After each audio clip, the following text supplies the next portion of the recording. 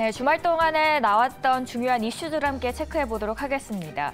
미국 경제 자체가 은행의 실적을 좌우하는 중요한 요인입니다. 따라서 최근 경기 침체 가능성이 커지면서 은행들의 실적은 더욱더 주목을 받고 있습니다. 이번 은행들의 실적은 대부분 양호한 흐름을 보였습니다. 고강도 금리 인상 덕에 수익은 증가한 건데요.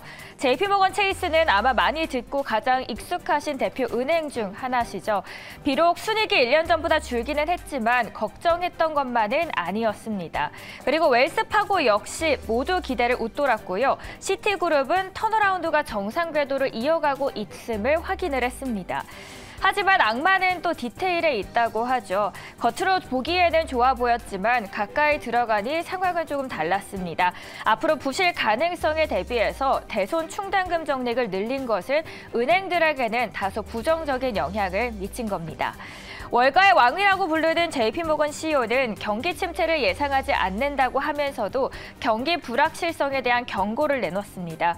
월스트리트 저널은 3분기 어닝 시즌을 주목하고 있지만 기업들의 수익을 확인하면서 변동성이 확대된 시장에 단기적인 바닥을 찾겠다는 움직임으로 보이는 건데요. 가장 크게 관심을 기울인 업체는 넷플릭스 그리고 테슬라입니다. 외신에서는 넷플릭스에 대해서 실적 발표 초점은 가입자 수의 증감 여부라고 말합니다. 최근 매분기 가입자 수가 줄어드는 흐름을 보였던 넷플릭스죠. 다음 달 1일부터는 기본 광고 요금제를 도입하기로 해서 앞으로 실적 개선 기대감이 높아지고 있다는 측면도 있습니다. 반면 광고 요금제 도입 시기가 경기 침체와 맞물리게 되면서 사실 큰 파급 효과를 기대하기는 다소 어렵다는 입장도 함께 나오고 있습니다. 넷플릭스 실적 발표가 대형 재료이기는 하지만 외신에서 주목하는 건 이번 주 발표되는 테슬라의 실적입니다. 테슬라가 어떤 실적을 공개하는지에 따라서 기술주 그리고 주식시장 전반의 흐름에 영향을 크게 미칠 수 있기 때문이죠.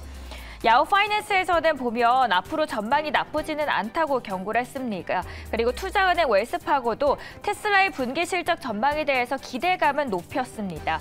다만 테슬라의 목표 주가를 $280에서 $230로 하향 조정했습니다. 실적이 일부 개선됐다고 전망 자체가 낙관적이지는 않다고 보는 건데요. 경기 침체 그리고 금리 인상이라는 악재를 만나면서 소비자들에게 한 대당 약 8,600만 원에 이르는 테슬라 자동차가 선뜻 구매를 하기에는 만만치 않다는 지적이 나오고 있습니다.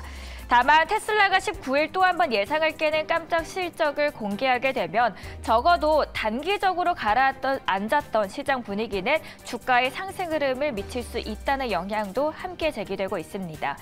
이번 주 25일에는 마이크로소프트 그리고 인텔과 같이 시가총액 1위 업체 애플의 실적 발표 등도 기다리고 있습니다.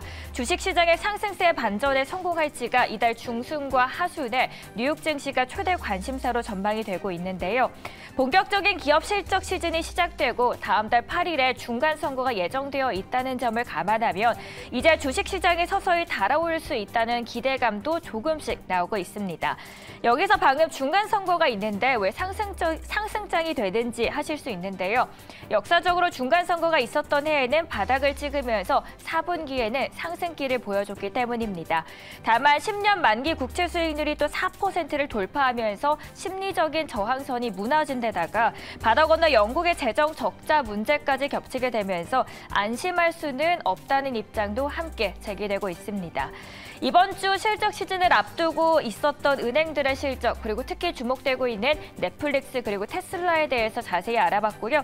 참고하실 수 있는 관련 내용들에 대해서 정리해드렸습니다. 이어서는 더 자세한 내용 함께 해주시죠.